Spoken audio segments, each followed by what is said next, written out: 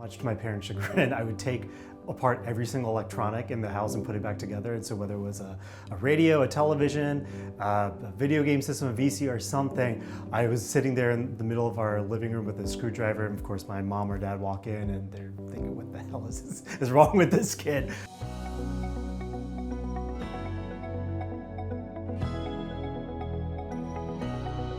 For me, I just wanted to know how these things worked. And then as I got older, I was lucky that my parents mostly encouraged me. Sometimes I'd be on the computer too late at night, or maybe I broke something while taking it apart. But I remember those very early memories of taking things apart, wanting to understand how they worked, and then putting together and mostly succeeding. Mr. Hemmelfarb is still absolutely remember this guy. And while he didn't help me directly with technology per se, he did help me really understand, if you're passionate about something, you kind of have to invest into it. As I've gotten further and further into my career, I'm more self-aware of what I am good at, what I'm bad at. And when something comes my way that I know that I'm bad at it, as a manager, I have the luxury of delegating that to someone who's better at it. But also I've learned over time that I need to surround myself with people that complement each other, that it's not just about me and what my strengths and weaknesses are, but also at the team level, making sure that there's not one person that's good at everything. What I see constantly is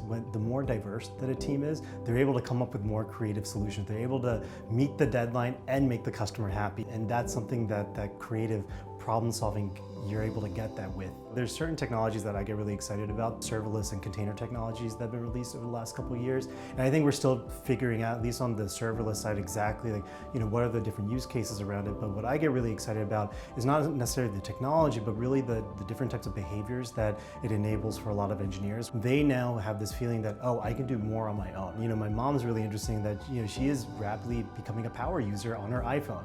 And one of the things that frustrates her though is she doesn't always know how everything kind of works. She'll go to a website or pull up an email, and maybe there's an error message or something goes wrong, and that's really frustrating to her. And then I'll explain to her, well, here's what happened, here's how it works, and she really appreciates that. Part of leadership is definitely knowing where you have blind spots. If I make a mistake, please tell me. And that's hard for a lot of leaders because it's acknowledging that you have a weakness, that you're not this ever-present super being that can do everything. But I think that goes a long way towards building the right team culture, that everyone feels that ability to acknowledge that they have weaknesses themselves. As technology matures and gets even more sophisticated, we're going to see less and less of that kind of manual work that everyone out there is doing, and then they get to spend time on higher value items in their life.